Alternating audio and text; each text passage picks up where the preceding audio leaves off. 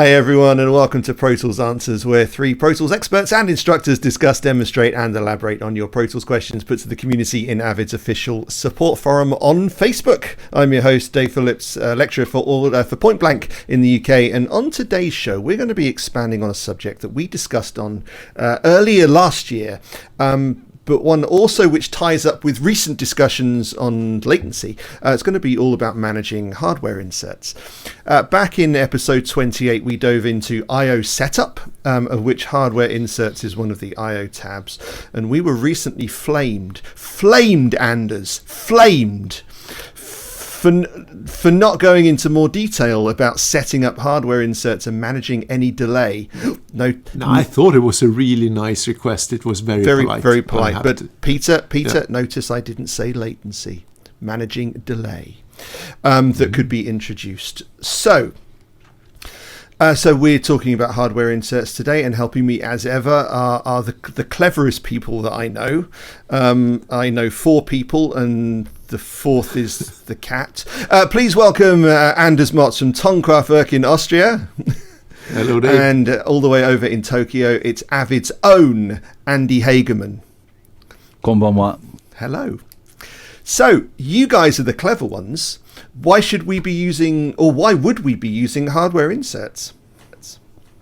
I don't know, really. No use for them whatsoever.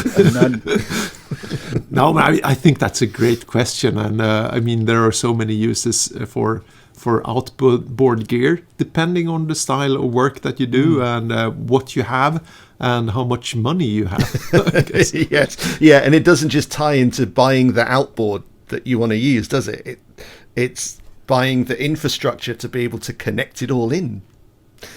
So it's right, it's, and I think, you know, if you've got the hardware, you're gonna want to use it from time to time. And I think that the real choice to make from a user perspective is whether or not to use a send that's going out to the input of the gear and then having it come back on an aux track, kind of in your traditional analog board kind of workflow, or to create a hardware insert. And there's two reasons why creating a hardware insert's a better idea. One is that when you create a hardware insert, it's an insert on a track that you can drag around anywhere you want to. So if you want to have a plugin followed by a hardware insert followed by another plugin, and then you change your mind, you want to have it rearranged, all you need to do is drag it around. That's one. And the second thing, which is what we're going to talk about today, is that you can tell Pro Tools if there's any latency and how much latency is involved with that third party, whatever it is, black box sitting in your studio, and it will teach Pro Tools how to compensate for its latency if it has any, just like as if it was a plugin, and keep your mix coherent. And that's not something you could do otherwise. And that's what hardware inserts are for. Yeah, so we're talking about, for those of you who are a little bit newer to this, we're talking about, instead of using plugins and things for compressors and EQs, we're talking about using physical outboard equipment and then inserting those into the signal path in exactly the same way that we do with plugins, aren't we? Yep. And it's the we have an area in the I/O setup window that we can set this up to start with. So I think Anders is going to be driving Pro Tools during this episode. So if Anders could do some sharey screen stuff. Yeah. So I've got a very basic session here. Actually, there are only 3 tracks in this session, and basically the first and the second tracks are the exact same. Basically, I have mono drums here, and I've got a duplicate of that. And I'll save this for later, so I'll just make this track invisible right now. I'll mute it first and make it invisible. So let's concentrate on this track. Basically, I just have a couple of mono drums on the first audio track. And what I want to do is send these drums into my digital reverb, which is an outboard piece of gear. It's a Lexicon PCM 90, an old unit from the 90s. And that is perfect for this demonstration, because all digital gear have some kind of latency because of digital to analog conversion and analog to digital conversions. So I'll use this piece of gear. So Anders, real quick, does analog gear have any latency? No, it doesn't, because they all work at basically the speed of light. But when going out of your interface, you need to obviously convert the digital audio to analog, which takes some time. And then when it comes back from the analog compressor or what you're using, you will need time for the analog to digital conversion.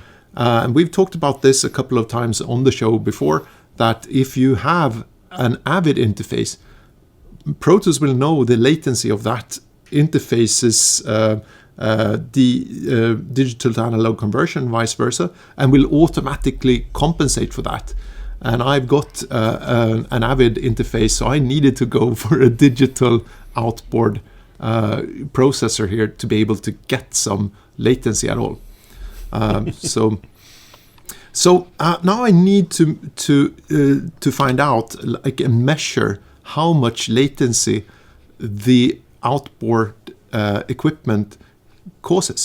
So what I've got here is a basic return track, an audio track, and my reverb is hooked up to my output number 17. So I'll set the output of the drum track to output 17, which is down here. So it's basically just going out of the interface on output 17 into the PCM 90, and this track is receiving its signal on the same input, on input 17. And in Pro Tools, you actually need to do this on the same number. So you can't send it on 16 and receive on 18. We'll show setting this up in a second. Yeah, for a hardware insert, but obviously with what you're doing right now, you could use anything as inputs and outputs. Yeah. Okay. So once I've done that, I will just record or arm this track, and I'll actually play through it, and just to make sure that I'm receiving signal and everything. So in this case, I will record the returning signal here. So I'll just hit record, and Pro Tools starts recording these drums, and that's it. So the next thing that I need to do is measure the latency here. So what I'm doing is zooming in quite a long way, and I can use tabbed transients to jump to the starting point of this clip.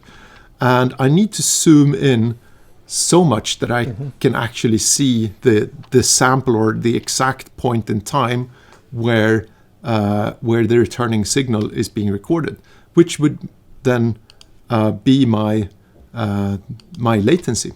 So I'm basically making a selection here, and I can see that this selection is 124 samples. So the latency in this case is 124 samples. And that is maybe not a very long time, but it actually means that I'm listening to this signal with 124 samples latency. By the way, the only way that I could get this to work is, of course, since it's a reverb, I needed to set up the pre-delay, or anything like that needed to be on 0. And I actually did this. I just turned down the dry wet signal to 0%. So we're listening to the signal without a reverberation tail, because you might end up with like a false representation of this delay. Andy, anything to add on that? I was going to say that you want to bypass it, or change that so that you're dealing with two dry signals. The other thing to keep in mind is with this section, Anders, is automatic delay compensation turned on or off? Oh, great question. It's actually on. That's right. So that will allow Pro Tools to compensate for its own I/O latency. Yep. So you want to have that on when you make that measurement. Yeah. So 124 samples is my latency on this round trip. So if I go now into setup, just quickly before you go into that, so you're monitoring the samples at the moment. Your main counter is set to samples. Could you just flick that over to minutes and seconds? Yeah. So your delay length is 0.002 seconds of latency as well, right? Yeah. Would that be 2 milliseconds? 2 milliseconds. 2 milliseconds of latency, 124 samples. So Yeah. you whether you measure this in samples, just showing that you can switch between the two time bases to see the two references. Yeah, If that might the be problem with looking at this in minutes and seconds is it's not accurate enough, because you're only getting milliseconds here. And when we input this value into the setup IO in the hardware insert delay tab here, you can see that the value that we need to input is milliseconds, and what it gives us is milliseconds, and then the next thing is like, right, what would that be? I don't know how to say that in English even. What's the next value after milliseconds? Like, so how can we transfer these samples into milliseconds? Well, basically, I'll just put in the amount of samples, which was, and either of you remember how many were they? 124. Okay, so I'll just type in on my calculator here 124, and I'll just divide this with my sample rate. So my sample rate is 48K. So I'll just divide this with 48, and it gives me a value of 2.58 milliseconds, right? So that's what I will insert as my delay here. Okay, so Anders, I'm going to throw one at you. Yep. Is if you have to do that conversion anyways, why doesn't Avid allow you to type a sample delay into this field? Oh, that's because the sample delay will, of course, be different with sample rate, right? Yeah. So this is, obviously we want to have a reusable I/O setup. You don't have to do this every single time. So by putting it in milliseconds, then when you change your sample rate, that milliseconds is just going to change the number of samples that represents, right? So that's the value you want to do, and the payment for that is you have to do a little bit of math. Yeah. But it's as easy math as it gets, as long as you have a calculator, right? So you just basically take the amount of samples, in my case 124, and divide it by your sample rate 48, and it spits out the millisecond value. So one thing that is really important here is I've just entered this value into the correct field, and I've had people entering stuff into this field, and then they press the OK button, and when you return to the same field again, it's gone. And that's because you need to 2.58, you need to press the enter key, the return key, and then only then you can press the OK button, because if you don't, it will not work. So when you insert this is saved with the hardware, isn't it? It's not saved with the session. It's saved on your system. On the system. It's in your preferences. So another thing that will disappear if you trash your preferences. So if you're bouncing between different sample rates for different sessions, and that sticks, is that going to affect anything with different sample rates? No, that's why you put that in there, because the one thing that doesn't change is the milliseconds it takes to process. Yeah, exactly. Okay, so I'll hit OK now, and in this case, my system is now good to go. So what I'll do now is I can get rid of this return track here, and I'll just mute it in this case. I'll set the output to my normal output, and now I'll use one of the inserts on the track and use matrix number 17.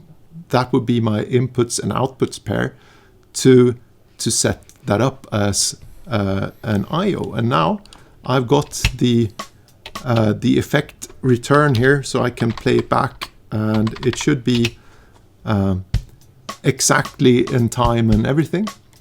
And of course, now you might say, like, we can't hear a difference, and it's very difficult to do that.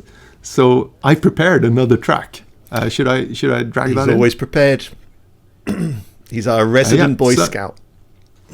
Okay, so I've got this other track here. which is an exact duplicate, and it's exactly to the sample positioned on the exact same place, as you can see.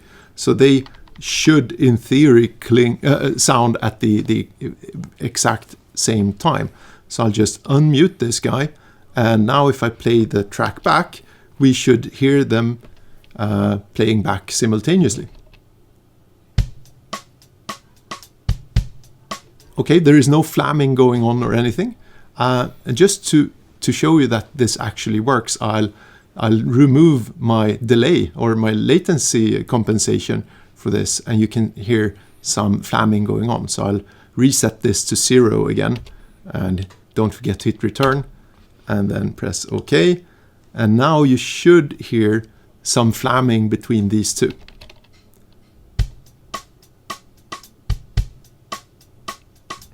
Okay, so it's very subtle. I don't know if you can hear it on your end, but could you hear something? Yeah, very, very, very, very, very, very subtly. Mm.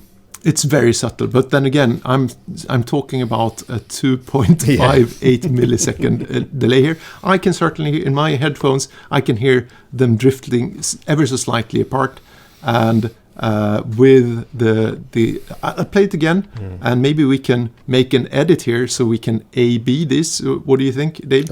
It's possible to do that? Yeah. So I'll play this again without the hardware insert delay compensation.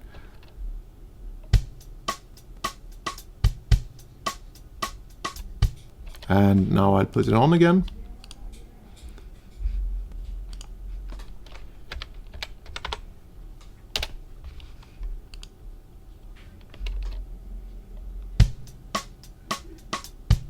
You can hear a difference.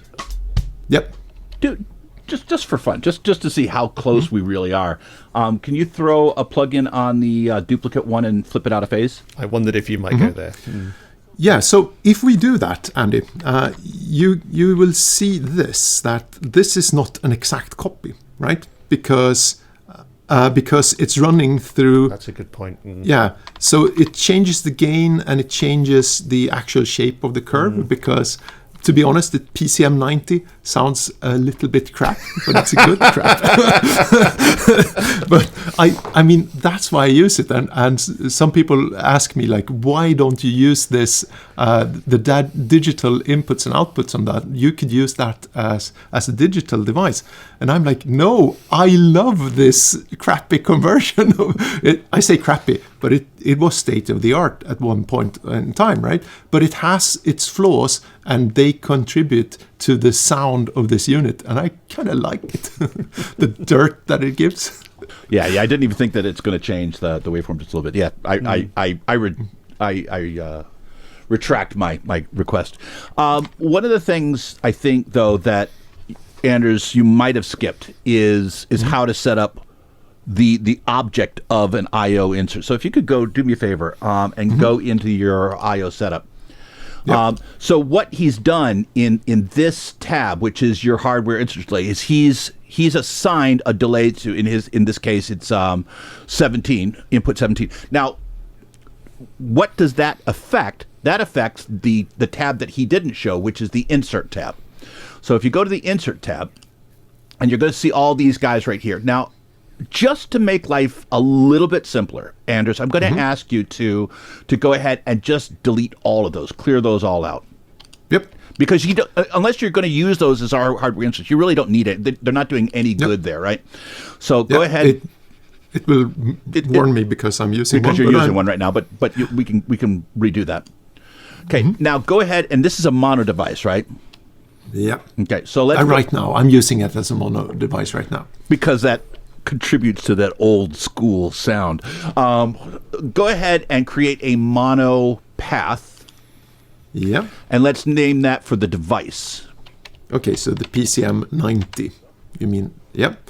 And since it's mono, it's not creating any subpaths, of course. And yeah.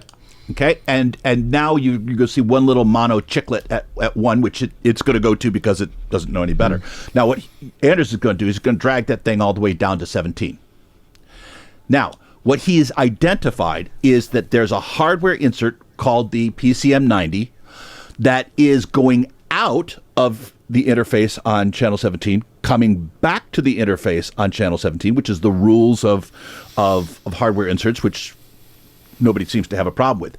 And following that, the hardware insert delay is the latency that hardware insert requires, right? That it will generate. And now, if you go back to if you click OK and go back to your session, it might be a little bit more easy to deal with, because now if you take a look at your inserts, go ahead and pop it. Now, if you go to I/O, you're only going to see that one, and it's named for its device. And that's the step that I think some people, sometimes they don't make the most of it, because that one you could just, sometimes you don't know what's connected to what in the back of your room, especially if other people are going to come in, right? They don't know that 17 is going to the PCM 9. It could be anything. So naming it so that when you sit down or when somebody else sits down at your room, they can see by description the different hardware pieces of gear. That sometimes makes things a little bit more smooth. Totally, yeah.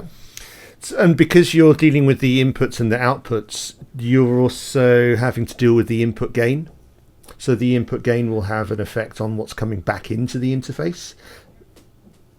On the interface itself? Yeah, completely. I mean, it's other than the fact that it's super flexible now, and that it's it acts inside of Pro Tools. It acts like a plugin in many ways.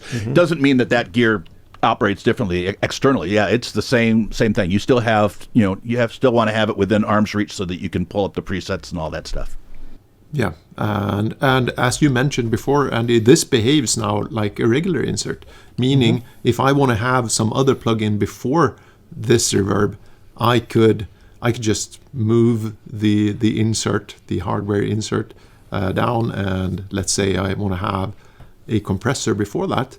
And now I'm affecting the signal going into the reverb as well. I changed my mind. I want the compressor afterwards. Okay, no problem. There you go. And that's why those things are so nice. In addition to compensating for the latency.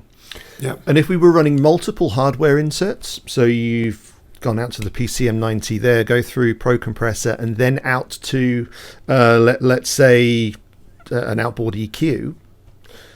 Yeah. What a great question, Dave. So as long as you've measured each of these individually, it will compensate for all of those round trips. Yeah. So even if you're running like plugins in between and going in and out and stuff, as long as you've set this up the way that I did, you will have no latency issues. Right. And you're running this on an HD. I'm just doing HDX, HDX, but this track, by the way, is not. It's in native mode, so I'm not in hybrid engine. So it's basically like it works like a regular native system. So what you've demonstrated is exactly the way that you'd set it up if we were using any other Thunderbolt, USB, Dante interface. Yeah, I think it's great that you mentioned this, because it's very important that like if you have any third party interface other than Avid, you will have this delay that you need to measure. If you're using outboard, you need to do this, because Pro Tools can't know the round trip latency of all of those interfaces that are out there, and there's no way to measure it except for doing exactly this operation. I think Logic has a feature where you can ping stuff and return the signal, which is really, really sweet. We don't have it, but on the other hand, it's not that much hassle. You do it once, and then you're set up, and it will just work. Now, Dave, you mentioned gain, and that leads me to something that I'm almost reluctant to talk about, but I will. This takes us back to the older days of gain staging, because when you're talking about a plugin going to another plugin in Pro Tools, it's a 32-bit floating point communication between those things, right? Doesn't mean that gain staging goes away, but it definitely means that gain staging becomes a much easier thing to contend with. However, when you're sending something out of a hardware insert, it's basically truncating it down to 24 bits or God help us, don't use 16-bit, but you want to, for something like this, you want to keep as much of your dynamic range as you possibly can. So hopefully it's 24-bit. So if it's 24-bit going out and then 24-bit coming back in, you basically kind of reset the signal flow to a 24-bit signal flow. And then from then on, it's 32-bit floating point again. Even if your session is set to 32-bit floating point, the output of that interface is still going to be either 16-bit or 24-bit. Yeah, I think that's a great comment that people really need to know about. Like if you're getting overs between plugins, usually that's not a big deal, but here it can actually cause clipping, real clipping. Great stuff. So, and as you've been talking about doing this using HDX, and this is one of the advantages of using an HD system, isn't it? It's the scalable inputs and outputs that Pro Tools allows us with an HD-based system, right? That's relatively easy to manage. Just buy more interfaces, stack them up. Awesome. Yeah. But if you're wanting to do this with USB Thunderbolt stuff, how are we going to do that? What options do we have? We have ADAT, so we can scale our interfaces with ADAT. Yeah, some of them have digital IOs like ADAT. Yeah. Some people will be asking about aggregating. Yeah, I'm less scared of aggregating than a lot of people. Now, Pro Tools supported up to 30. Pro Tools without HD native or without HDX used to support 32 channels of I/O, which is going to give you a lot of inputs and outputs and enough left over for hardware inserts if you want to do that. When you now in Pro Tools it goes up to 64-bit. 64 channels maximum. Now there's no single interface that I'm aware of that will give you 64 channels in the USB arena, right? The RME ones, I don't know how they do it. I can't figure out the math, but they've got a couple of 64 channel RME interfaces. So if anyone knows about them, please let us know. Now here's the thing. If you wanted to have, let's say you had one interface for your main output, your main monitoring and all that stuff, and then had another interface that was a third-party interface. Pro Tools doesn't know what the latency of that interface is, so it can't compensate for it, right? So automatic delay compensation won't act like it as if it was an Avid interface. But if you had that second interface that was part of the aggregate that was just doing hardware inserts, then typing in the right number could be just fine. Yeah.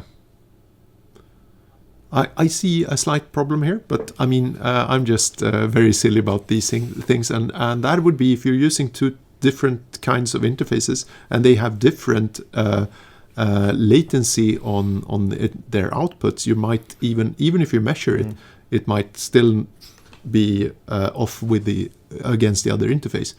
Or am I overthinking this? You might be overthinking it.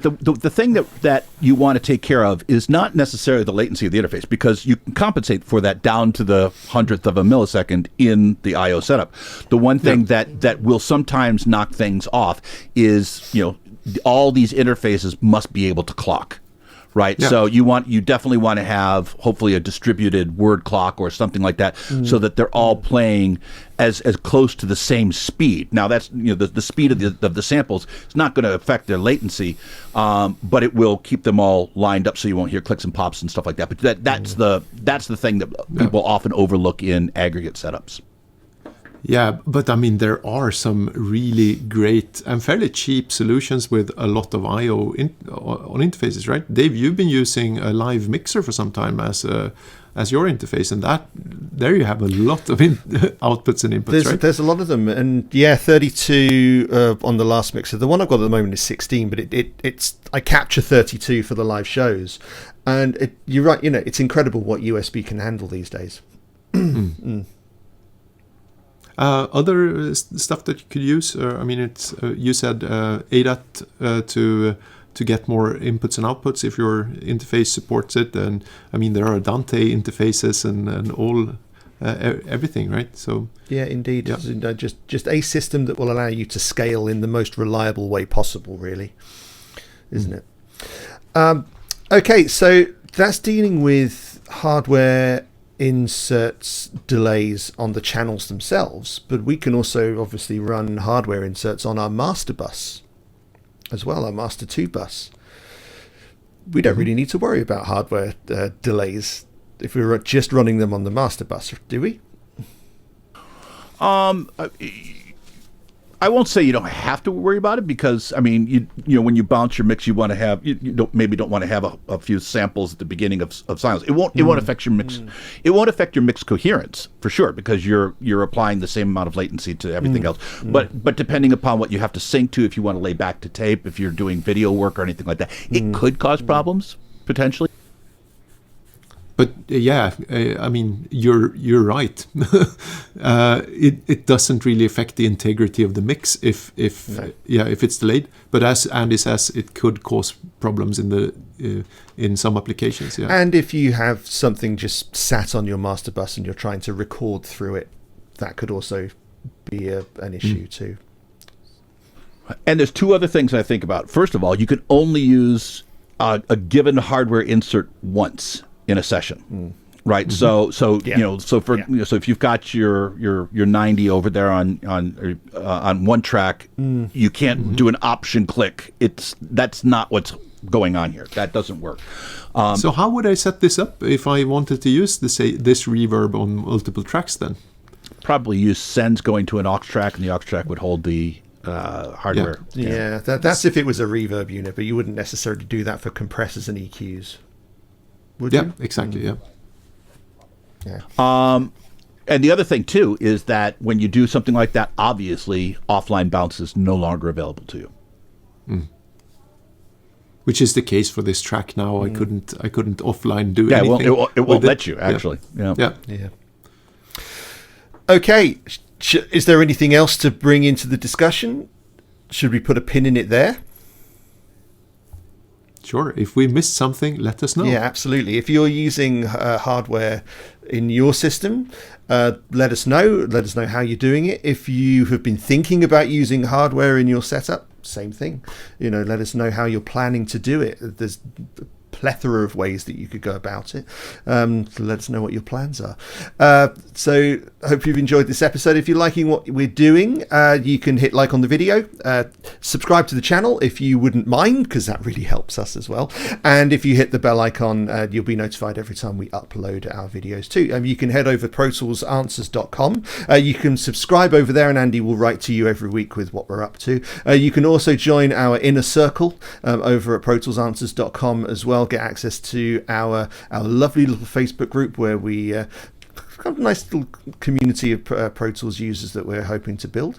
And you can also have a monthly masterclass with Anders, myself, and Andy, and where we're talking about Pro Tools technique and we're talking about production. Wonderful little thing, I think, that we've built. Interactive masterclass, by the way, so you can ask questions, of course. Yes, very much. And so interactive that you may even end up teaching us. Who knows? Yeah. All right. Well, all it leaves me to say is for this episode, thank you very much to Anders. And thank you to Andy. You bet. My name's Dave. We are Pro Tools Answers, and we're out.